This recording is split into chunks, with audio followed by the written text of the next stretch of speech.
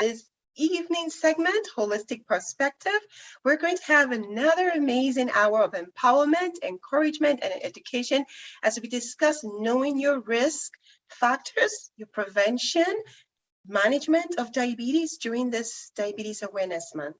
We're live on all your social media handles, Twitter, YouTube, Facebook, and certainly the WCEG Talk Radio Network. Please tag a friend, share with your neighbors, and let's stay updated together on all these valuable programs. We're here to impact value and we support your time. We appreciate your time and your support. Before we get started, just two quick disclaimers. The information shared on this talk radio is not intended as medical advice, but to provide educational information to support you on your wellness journey. Secondly, the views and opinions expressed on this broadcast by the host or guest is not necessarily the views and opinions of the network. I appreciate you all for tuning in. I always like to start with an inspirational quote, and the one I would like to share today is from Albert Einstein that says, "Learn from yesterday, live for today, and hope for tomorrow." So mind-blowing, isn't it, right? We are going to learn from yesterday, live in today, and hope for tomorrow. There's always an opportunity for us to learn and grow as we get better. We're not stuck in our past. We're not stuck in our genetics. So some of you might say, yes, diabetes, it runs in my family. There's nothing I can do. That's not the case. We're going to empower us today. We're going to talk about how we can strive for healthier living. All right, so welcome again. If you're just tuning in, I am Dr. Babs, your host. We're going to begin our session on knowing your risk factors, what are the preventions and what are the management of diabetes as we observe this Diabetes Awareness Month. My goal this evening, we're going to discuss the following. What is diabetes? You might want to know the different types of diabetes. There's a lot of confusion back and forth. What's type 1? What's type 2? We're going to discuss all of that. We're going to talk about risk factors. We'll dive into the statistics so that you know why it's so important. We're going to talk about prevention and treatment. All right. So I welcome your engagement and your questions. We are suddenly stronger and healthier together when we engage with each other.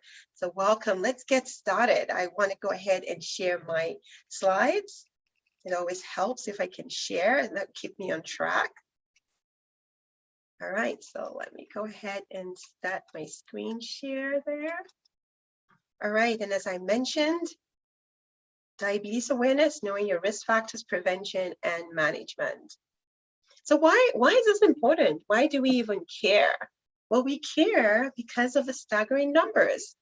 As far back as 1990, we had majority of the states where there were no data of no history of diabetes, less than 4%. We had very few states, just 4 to be precise, that were above 6%. And then as we progressed into the 2000s, you can see majority of the states were red. And now, almost how many years ago, all the states, we have gone from above 6% to almost 10%. So diabetes is so rampant, very, very rampant. We have 1 in 3 will have diabetes. And unfortunately, numerous people don't even know that they have diabetes. So that's why it's so important for us to talk about it today. So you might ask, what is diabetes exactly? Some people might say it's something that has to do with high sugar in your bloodstream. Some people might say, well, it's something I inherited from my mom. Well, let me share some light on what diabetes really is.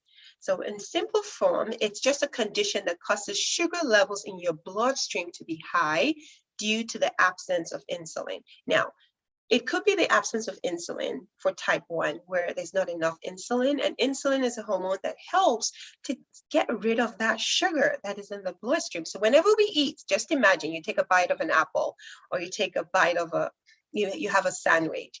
It's going to convert to sugar in your bloodstream. As you can see right here in my diagram, you have the stomach, you eat, it breaks down to glucose. Once that glucose, which is sugar, gets into your bloodstream, there's going to be a knock on your pancreas, which is an organ that secretes the insulin. So it's telling you, I need insulin, I need to get rid of that sugar, get it to the right place that is where it's needed. right? So that's what insulin does. It picks it up, as you see in this blood vessel right here, the glucose that is there, the insulin goes and it picks that sugar up. When you have excess amount of sugar in the bloodstream, that is where we have diabetes. If I want to give you a little bit more of a pictogram so that you get a sense of what I'm talking about. So in this diagram here, we have insulin. So this insulin has already been released by the pancreas, and you have a receptor. So once it sensed that there's glucose in the bloodstream, there's supposed to be a channel that opens up to allow the glucose to go from the bloodstream into the cells, into the organs that is needed. But what happens if this insulin, which is the key to unlock the glucose channel, if for any reason it's not getting the right message, it's not doing the job where it needs to do it, that is where the glucose hangs around in the bloodstream. There's several reasons why the insulin might not be working well. It could be what you might have heard known as insulin resistance. So it's not working as well as it needs to. Maybe it's been overworked and it's saying, you know what, I'm done, I'm tired, I can't do this anymore. So it's present, but it's just not working adequately. Or it might be that there's just not sufficient insulin that would even do the job. So this is the picture, what it looks like. If the insulin unlocks the channel, then what happens? The glucose slides right through. And that's what we want to see. Now, why is this important? It's important because diabetes, high sugar in the bloodstream, affects every part of the body, every single part of the body from head to toe. It can cause, as you can imagine, excess sugar in the bloodstream instead of where it needs to go. It thickens the blood. It damages vessels. So important for us to know the background behind why diabetes is known as one of those diseases that just really does a whole lot of havoc in the body. So it starts with the eyes, it's blurred vision. In the brain, it does cause, some people are just tired, fatigue. I recall a few years back, I had a patient that was just so tired and losing so much weight. And it was sugar that just led to all of this. Everything just doesn't work the right way when the sugar is in the wrong spot. It causes in the GI tract, it can slow down digestion, it can cause nausea, vomiting. In the lungs, it can cause a lot of problems. Kidney, one that we've heard a lot about, it can cause kidney damage. So there's no place it doesn't touch. Anywhere that there's a blood vessel, anywhere that there's a nerve, it causes damage because that's not where it's meant to be. Sugar causes a lot of damage when it's in excess amount. Now let's say a few words about the different types, because this sometimes can be confusing. Type 1 typically is found in the younger age range, right? And the reason is because the pancreas is just not secreting enough insulin. Type 2, on the other hand, is more in an older patient. So patients that probably have a risk factor, family history, but unfortunately the environment is also contributing to that. That could also be a reason. Another way to distinguish one from the other, when I say obese, I just mean extra weight. So that tends to happen compared to a type 2, maybe more excess weight. The body, as I mentioned, does not produce enough insulin. So the treatment will be to be managed by insulin for patients that have type 1. And if it's type 2, they can be managed with definitely lifestyle modifications, which I'll talk about, as well as medication. So how do we diagnose diabetes? How do I know I have diabetes? That's always the question to ask. Well, let me start off by saying this is diagnosed by blood work. So you have to get a blood test. Now, there are some people, depending on the symptoms they present with, you might not have tested, but you're just having fatigue, you're just peeing a lot, drinking a lot, eating a lot, you're having blurred vision, you're just fatigued. And they check if that sugar is 200 milligrams per DL and above, and you have symptoms, then that is automatic diagnosis of diabetes. Other ways is if they take a fasting glucose, and that just means they've checked it twice when you haven't eaten for at least 8 hours and it's higher than 126. The most recent way of checking it, straightforward way, is doing what we call an A1C. And that just measures the amount of glucose, sugar, that is in your bloodstream. So anything higher than 6.5 is considered diabetes. So what's the message here today? I know I've talked about how rampant diabetes is and what the different types, but I want you to know that you're not alone. Don't blame yourself. It cannot be cured, but it can be managed. It can be prevented. If you don't have diabetes as a diagnosis right now, we can definitely prevent it. It doesn't mean because you have a family history that you need to go down that path. I refer always to the gun that needs to be loaded, which can be loaded by genetics, but the trigger is pulled by our lifestyle. So we're going to talk about how we can monitor that to prevent diabetes. And if you already have a diagnosis of diabetes, it's not the end of the world. And I don't say that lightly because I have several patients that have been able to manage it and become diet control. All right, so you can still have a life full and active. You just have to learn what to do, how to practice, and know that you are your own team leader. You are the steward of your own health. So I commend you if you're still listening or you're watching in replay, you have the power to turn things around. So let's talk about how you can turn things around. The American Diabetes Association talks about these 7 self-care behaviors. Healthy eating, so important. Being active, monitoring your sugar if you already have a diagnosis of diabetes. Taking medication if you've gotten to that place. Problem solving, trying to figure out why my sugar's not under control? What is going on? Healthy coping, and I'll talk more about that, I'll elaborate more about that, and reducing risk. And this just elaborates a little bit more about the diabetes care plan.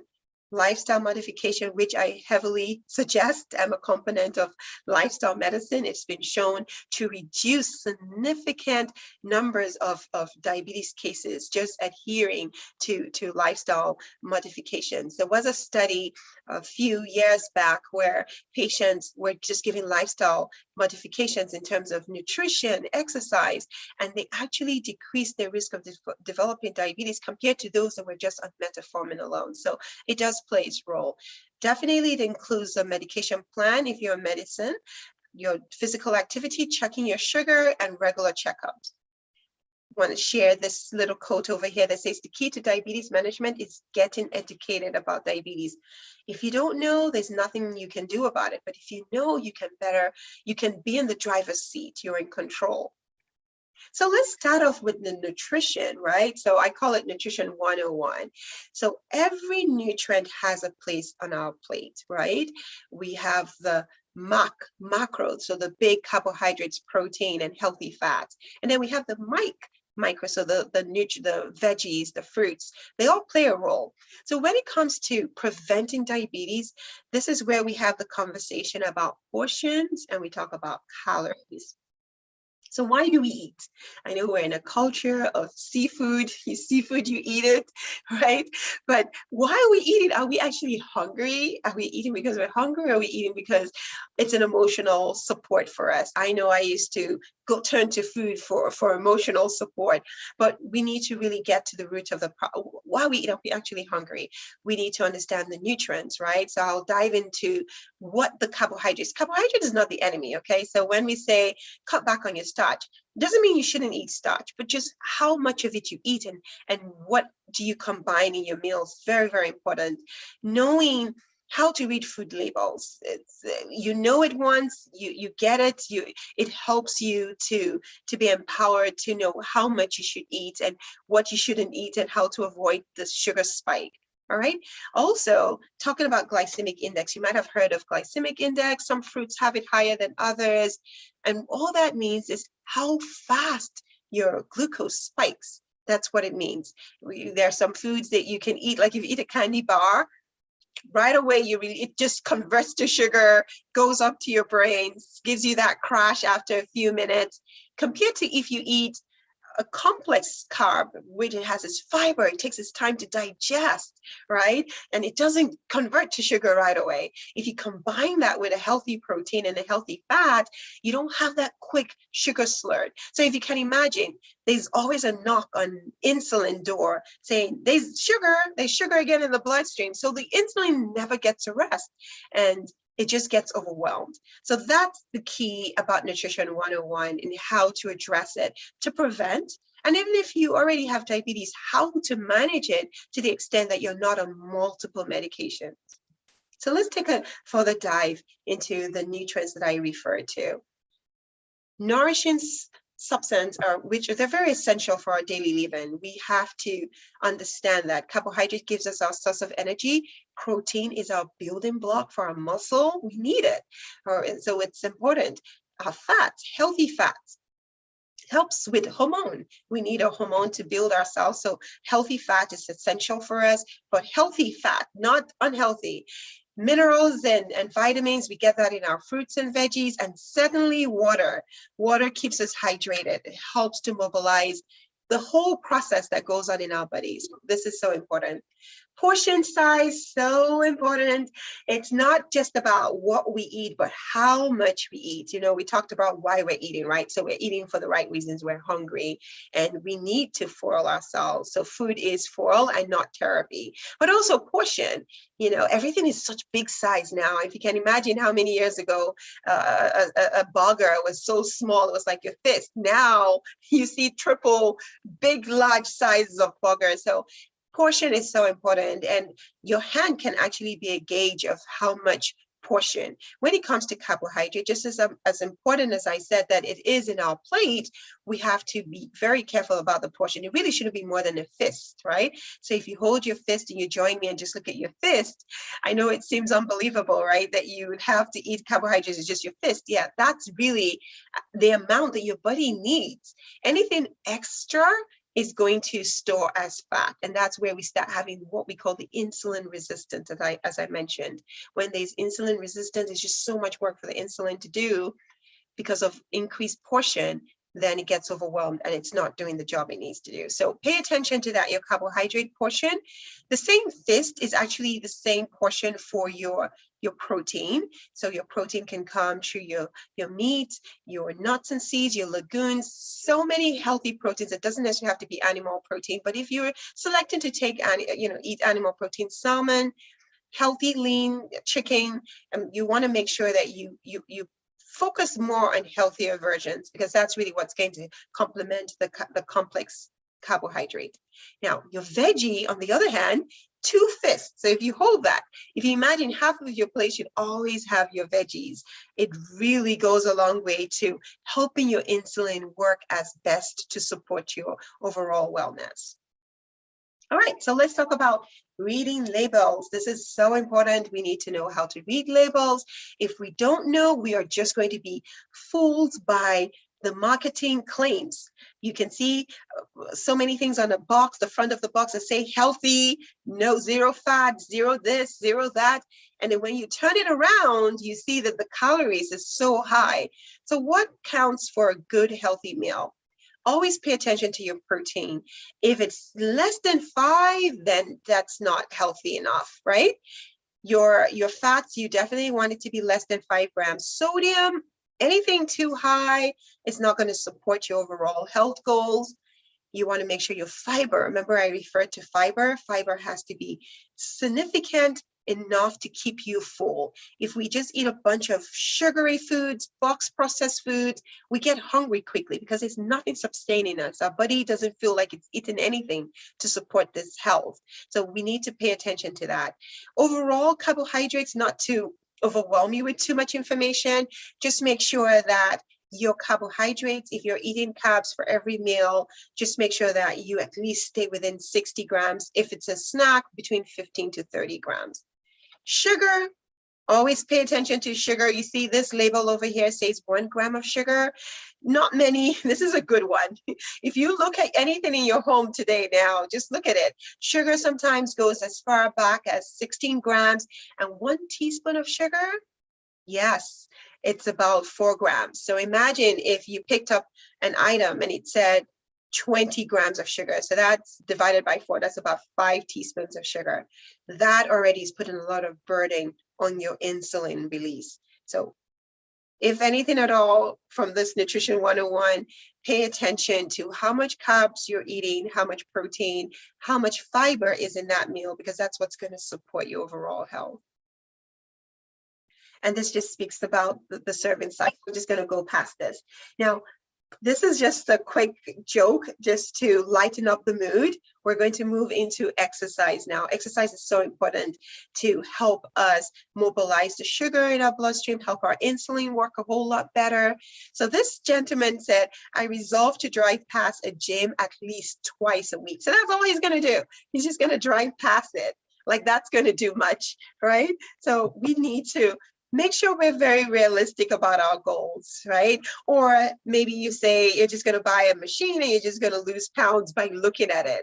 So no, we have to do a lot more than just looking at the machine. So why does it matter? We've talked about nutrition, right? Exercise is also so important. Now, I'm going to change that word exercise to movement, because I know when we talk about exercise, everybody thinks you're talking about killing yourself in the gym for over an hour. No, I'm just talking about movement that occurs frequently, regularly, consistently. The reason why this matters is because it helps to manage our blood glucose. It controls it. It keeps it at level, and it just helps to the insulin resistance that tends to happen, it decreases that. It helps us to lose weight, right? The more we move, we're able to burn calories. It also helps with blood pressure control, right? It's been shown that if you exercise just 30 minutes, you can actually lose, your blood pressure can stay down for about 16 hours. And this is the data. This is what it shows. It helps your insulin to work better because when your muscles are doing the work, staying active, it actually helps with the way sugar is mobilized within the body. The other things, endorphins, which are the good hormones, right? The good chemicals, neurotransmitters that are released, helps us feel good.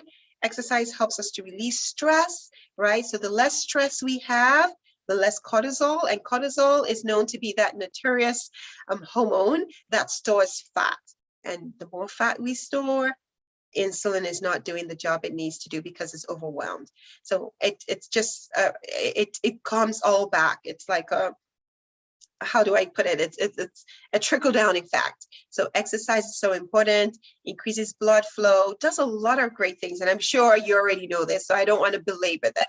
But with particular reference to if you already have diabetes, it does play a significant role in managing the diabetes by moving. The recommendation is 30 minutes just to start off with, 30 minutes, 5 days a week, about 150 minutes. And as you are able to tolerate it, you can advance.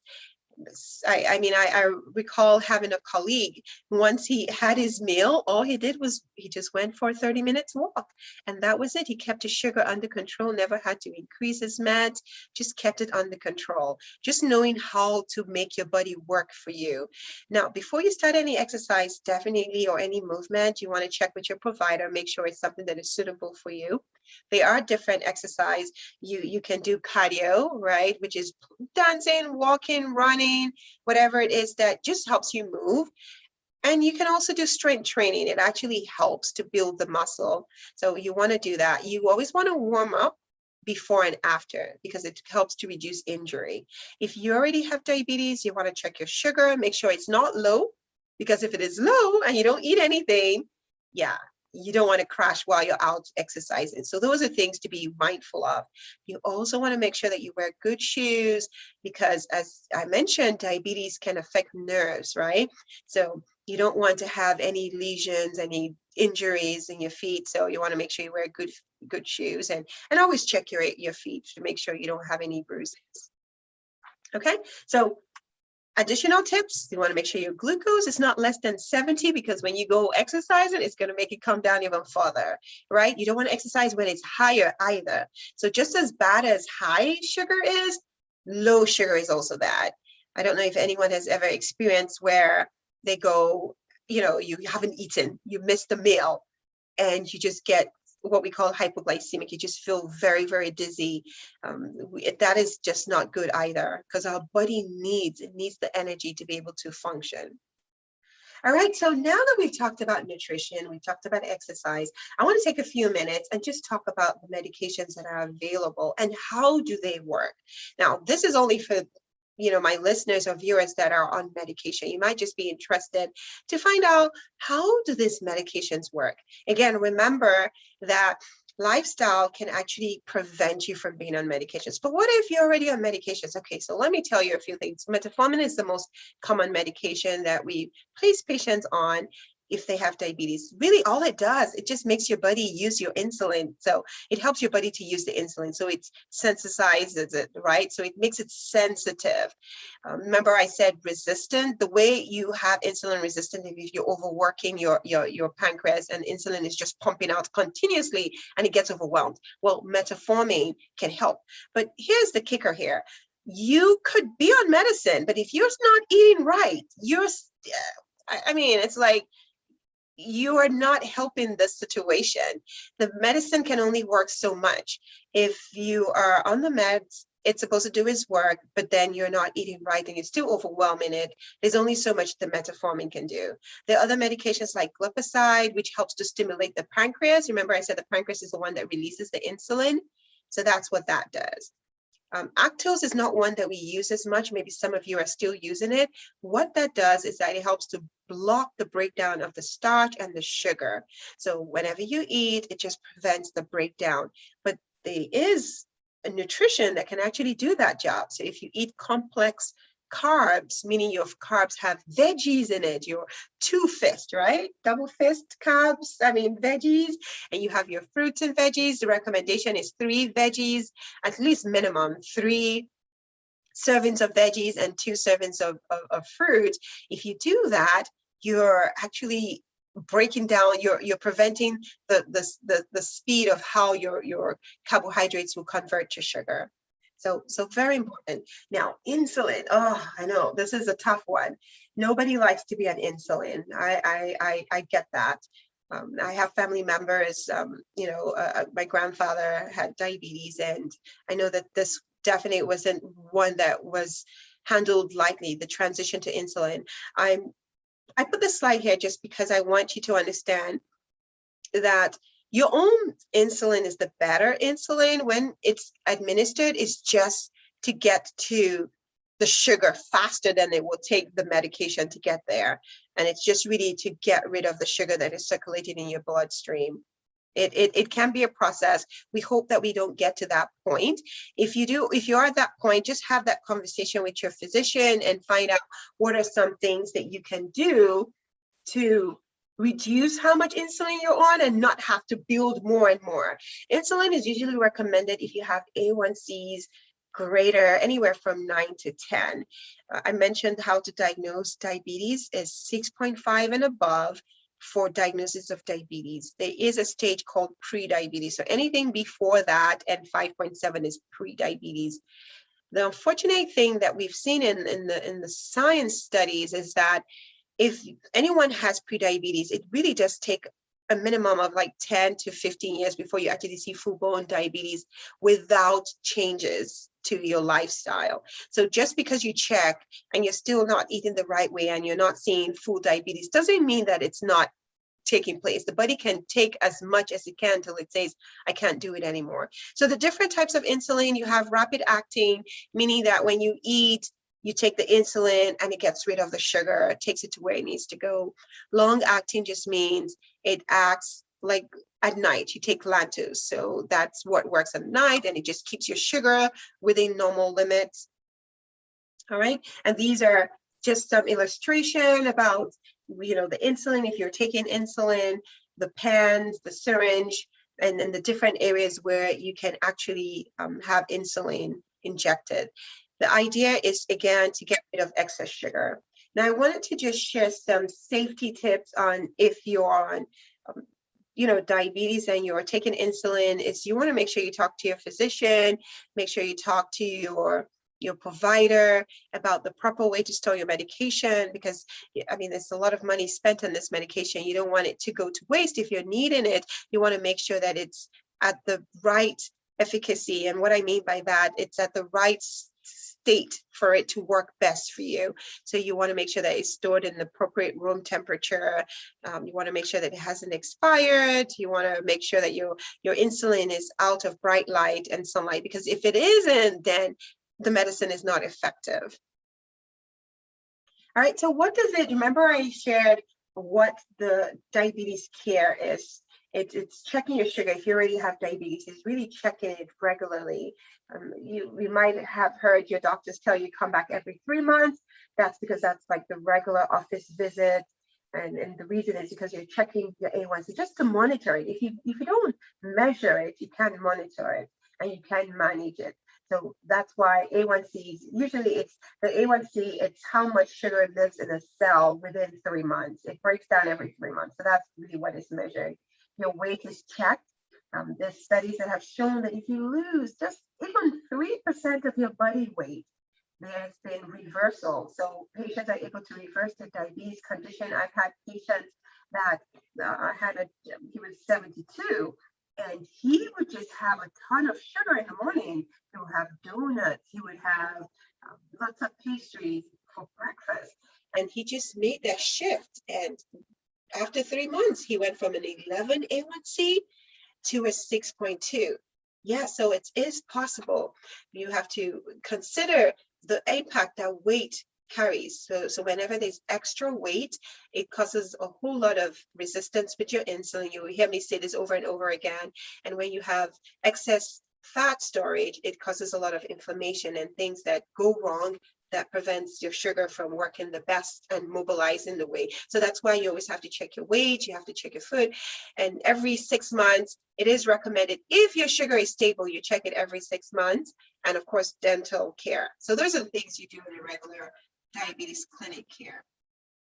If your provider is not already doing this, the purpose of this session is to empower you to ask for these things.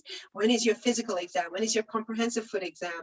What is your cholesterol level? I always say that there are 3 things that should not live in the same body, or like we have Thanksgiving coming up. High blood pressure, high glucose, and high cholesterol. They all together in the same body can cause a lot of havoc. So we need to keep it under control. Kidney is so important. When last have you had your kidney checked? What is your creatinine? You want to make sure that your sugar is well controlled, that it's not causing any damage to your kidney. Eye exam. That needs to be done at least once a year to make sure that your eye, your sight, your vision is in top notch.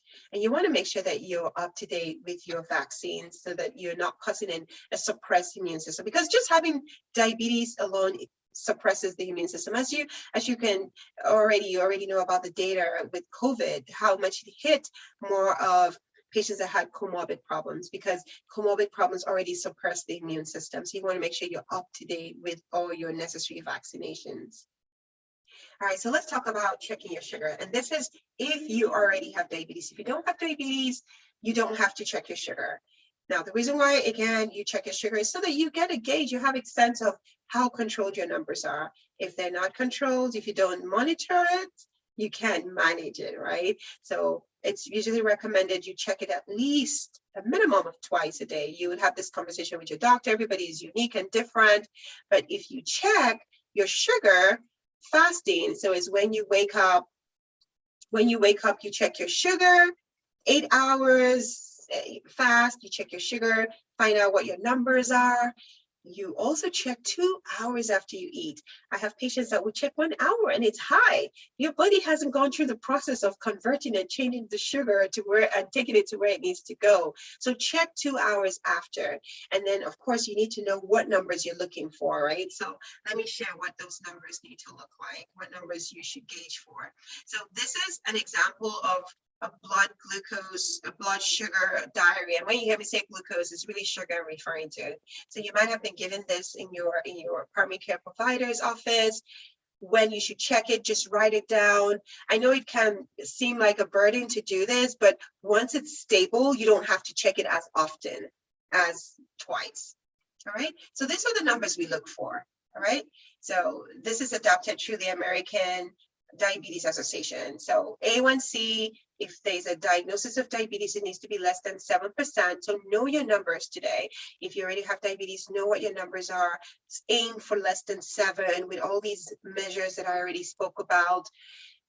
Before meals, really somewhere between 70 and 120. Just remember that anything less than 70 leads to low sugar, which it's not good for you either. So you want to be somewhere between that 70. Some places actually say 130. 2 hours after a meal, it shouldn't be more than 180. So if you want to take a screenshot of this or write it down somewhere or confirm with your doctor, just make sure that your blood glucose has been monitored and measured appropriately. All right, so just a few words on how to get rid of diabetes supplies. Your pharmacy must have already mentioned this to you. Just make sure that they're tucked away. I have several patients ask me how to discard. Your pharmacy can definitely help you with that. All right, so we talked about what our sugar goals are. Let's talk about blood pressure. Remember I said there are 3 things that can't be in the same system. Blood pressure, I know we're not talking about blood pressure today, but to help support your sugar, definitely want to make sure that your blood pressure is less than 140/90. That's if you're already on blood pressure medicine. But if you don't have blood pressure, definitely, excuse me, definitely having your blood pressure 120, less than 120/80. All right, now what's about cholesterol? Cholesterol is pretty much, if you're trying to figure out what cholesterol is, just that plaque that clogs up your artery. So imagine a pipe, a sewage, let's say a sewage system, right? And instead of sewage to just flow easily through to its destination, right? It's all clogged up with all sorts of things. So that's what we talk about cholesterol plaques. And unfortunately, cholesterol, our body makes cholesterol naturally, but the bad cholesterol, if we eat a lot of unhealthy fats, so unhealthy oils, pastries, lots of desserts and all those things are made with bad oil, not so healthy oil, all of those accumulate over time to cause inflammation, to cause plaques. So we want to make sure that the bad cholesterol is less than 100. The triglycerides, which you might have heard, is less than 150. And your good cholesterol needs to be higher, all right? Other ways that you can make a good cholesterol higher is by the activity. The physical activity definitely helps with that. All right, I said a few words about sugar, how your sugars are, right? How your low sugar is not good. So please tell your doctor if you are feeling weak and tired and hungry and dizzy, fast heartbeat, please make sure that you let them know so that if they have to adjust your medication, if you're on medicine already, it needs to be evaluated at each visit, right? And if for any reason, this is something that frequently happens, you might have heard, might have recommended that you have some glucose tablets with you in your bag or in your wallet around so that you can pop something very quickly just to give you the glucose, all right? But this is only if your sugar is low. But how would you know your sugar is low other than the symptoms? It's by checking your sugar regularly. All right, some reasons why some people might be low, they're just taking too much insulin, they're taking too many medications.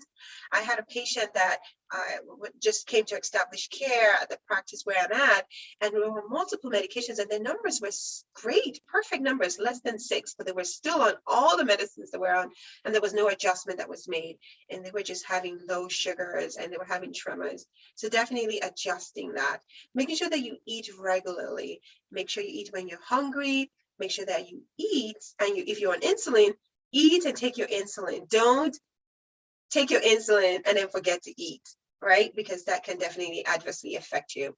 Alcohol intake, that plays a big role, so be mindful of that.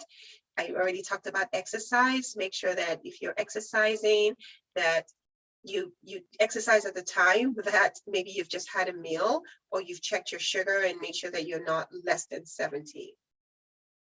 All right, so everything we said here, ways to stay in charge, you're getting the knowledge today, you're getting the information. Some of this might be new to you. Some of this you already know, and it just serves as a reminder, right? So set your goals that are yours and understand what are your benefits and your barriers. What are those things that will support you? Who is there to support you? Who can motivate you? Know that you're not doing this alone. It's definitely, you're the team leader, but you need that support. So your healthcare team, your providers, your family, your friends, that's how you take charge. So just a quick recap of the ABC of diabetes. A is A1C, right? B is blood pressure. C is cholesterol. D is diabetes education, such as what you're getting today. If you need more in-depth education, if you haven't already had one, please talk to your provider so that they can, refer you for one. Maybe you had one a while ago and you want to just make things better. You want to reduce the number of medicines that you're on. You want to make sure your numbers are under control. Then yes, you can always get a refresher by requesting a referral.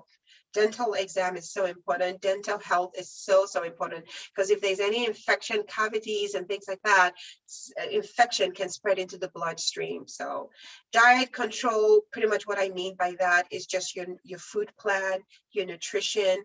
We talked at length about that. You want to make sure that whenever you eat, don't eat just carbs alone. Don't eat just carbs.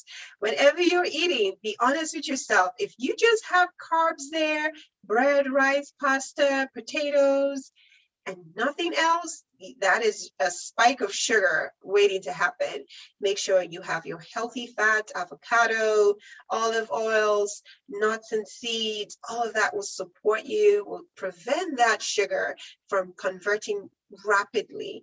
Make sure you have your protein with you. Even when I have my snack, I make sure that if I have an apple, I have it with peanut butter, a little bit of peanut butter, or I sprinkle cinnamon. Cinnamon is so good. It helps to regulate our sugar, right? So I sprinkle cinnamon in my apple. I also, if I'm making tea, I could put apple cider vinegar. It's been shown to also help regulate your sugar. So there different things that we can do to regulate our sugar. Now, E is eye exam. I already said it. Make sure you don't miss a year without going to get your eyes checked. Exercise. Make sure that you're putting that in. And again, not just the scheduled exercise. I want to emphasize that is important. But if you have a desk job, please stand up every hour. You sit for an hour, the last 5 minutes, stand up, stretch. Did you know that when you stand up from a sitting position, you're actually raising your heart rate close anywhere from 20 to 30%.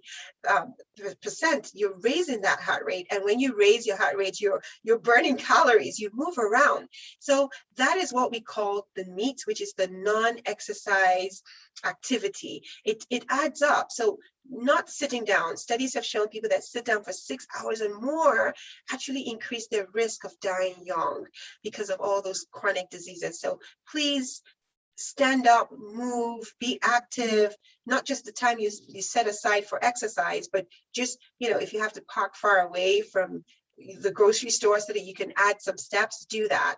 If you need to dance, do a dance, or, just do something, just move, get that blood flowing, get the sugar moving in the right direction.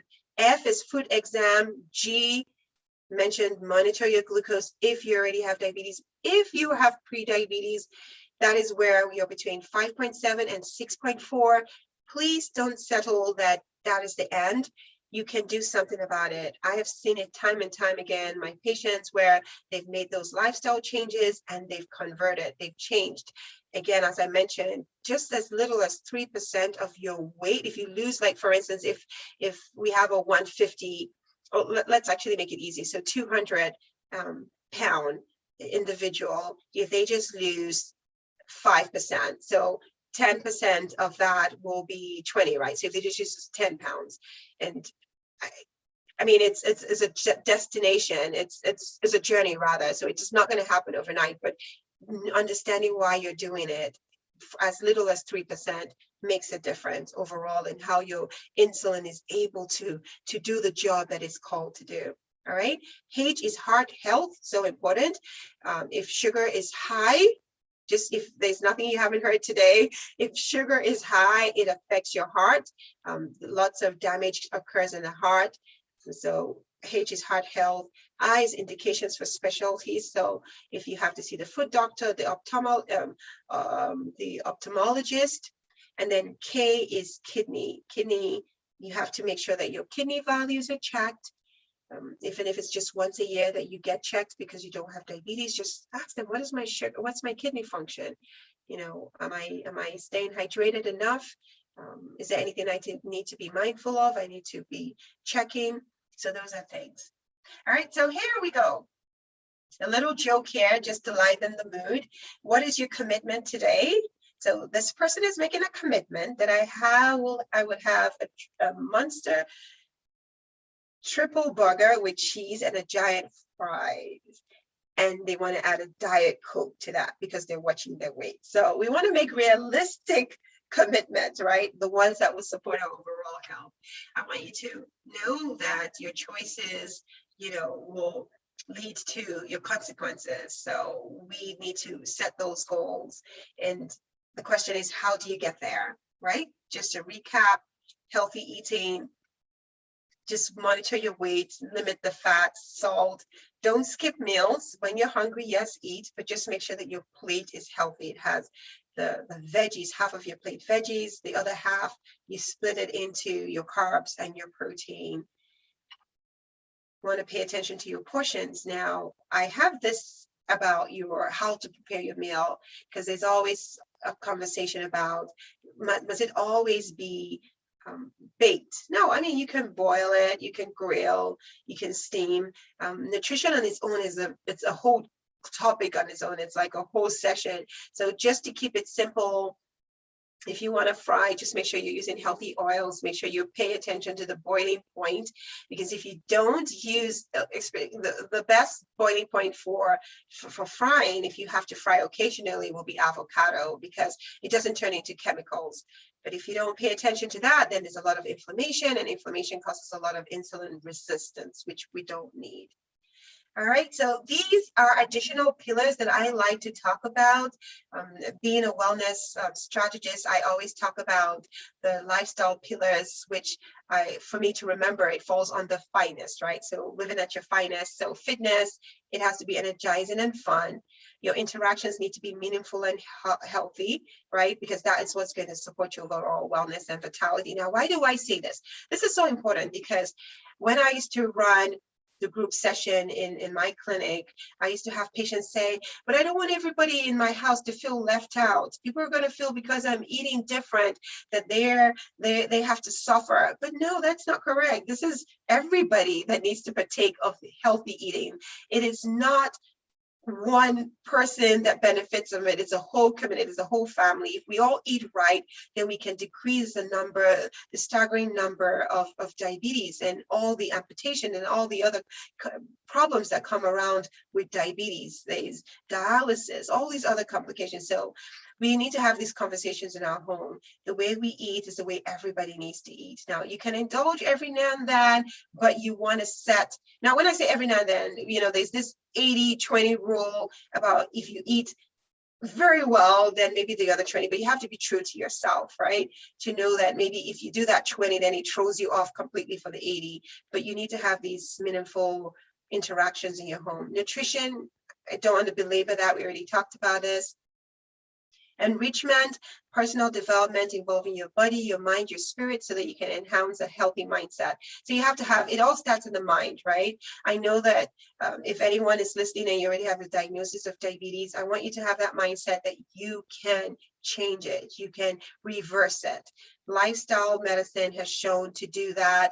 These pillars that I'm referring to have been shown to do that, but you have to believe it first. It has to start in the mind, and you have to make the commitment. And of course, with proper guidance can help you. You have to avoid risky behaviors. Risky behaviors like smoking, drinking alcohol, any of the substance abuse, unfortunately, makes it even worse. It makes your insulin even more resistant and not doing the work that it needs to do. Sleep, oh my goodness, there's been studies about sleep, that when we lack the average number of hours of sleep, which is 7 to 9 for adults, that it actually increases the risk of diabetes. And you might ask, how is that possible? Well, studies have shown, and I've experienced this, that when I don't sleep adequately, I have poor food control the next day. I'm not making healthy choices. I'm just selecting anything that comes my way. I'm not even thinking about it. The hunger hormone actually increases when we sleep less. So think about that the next time. I'm hoping you're all sleeping adequately, but if you're not, just pay attention to whether you very quickly pick things that is not good for you without even thinking twice. So sleep is restorative and healing. So we need to sleep adequately, and there's so much information on sleep. Maybe one of these days we can talk about how we can optimize our sleep. But just know that lack of sleep over a long period of time continuously increases the risk of diabetes. And if you don't even have a diabetes and you're not sleeping, if you have diabetes and you're not sleeping, it makes it even harder to control. All right. And then, of course, the T part of finest is take care of you.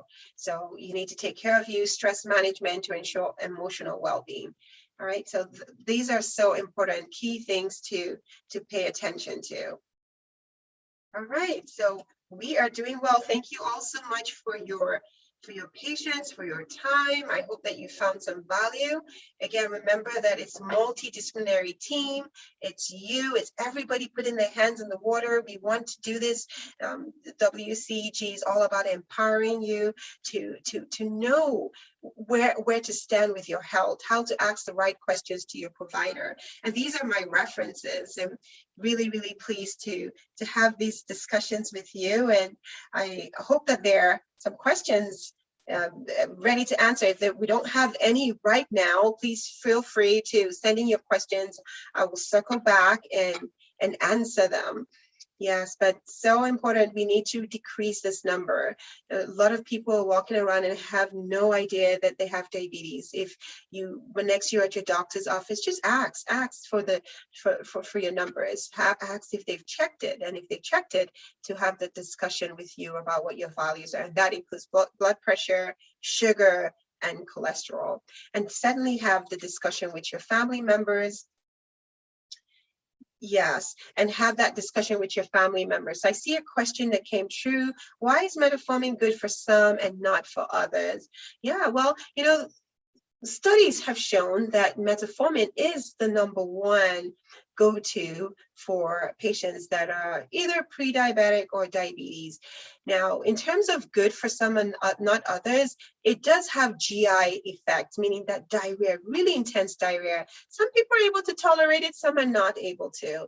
We are able to adjust the medication from just the twice daily dosing to an extended release. We found that the extended release, where you just take it once, actually people are able to tolerate it better and not have as much GI effect. That's the most side effect that we see with metformin. So some people are able to. I guess we're all different, right? We're all made different. We have different genetics. So, if we tell people, typically I find that if you at least hang in there a few weeks, you're able to tolerate it. If not, I tend to just start people, if insurance will cover it or if it's affordable, take the extended release, and they actually do well. All right. Now, metformin, some people have lost weight on metformin, which is great because it helps your insulin work a whole lot better. So you're not having all that excess weight and all the inflammation that goes on. So it's good, but I want to let you know that it does have side effects down the line. That's why the whole goal is to minimize how much insulin that we're on. Yes. No, that's not correct. Metformin is actually in African Americans. There's data has not supported that it's not good for African Americans. No, that's not correct. It's actually #1 overall for patients, but Caucasian, African Americans, that's the go-to. The glipizide actually are the ones that tend to make people go low in sugar. So especially older patients, so we take them off of that. And another thing that glipizide does, it makes people gain weight. So all this medication, some of them, you're trying to lose weight, but your medication that helps you, that makes you even eat more, and all that going on. So you want to have that conversation with your doctor to find out which one is right for you. And there are alternatives that they can work on that will help support you. Now, with the metformin, over a long period, if you've been on it, it can affect your vitamin B12 absorption. So that needs to be checked. There are a couple of other things that need to be checked if you're on metformin long term. Okay, all right, very good. So thank you all very much for staying tuned. I've enjoyed this conversation with you all. I hope that you will take some actionable step so that you can just be stewards of your health and you can see significant improvement in your overall well-being. I always like to end with a quote, and it's the one that goes by, it's by Benjamin Franklin. It says, "An ounce of prevention is worth a pound of cure." an ounce of prevention is worth an ounce of care. So you take time for your wellness, you wouldn't have to create time for illness. So I hope that this will land well with you, and you've picked one or two things for this session, and just armor yourself with all the right information so that you stay healthy and you stay strong and you stay away from all the complications that come from having diabetes. So I look forward to seeing you back at our next session. Until then, I wish you and your family a wonderful holiday celebration. Until then, take care and God bless.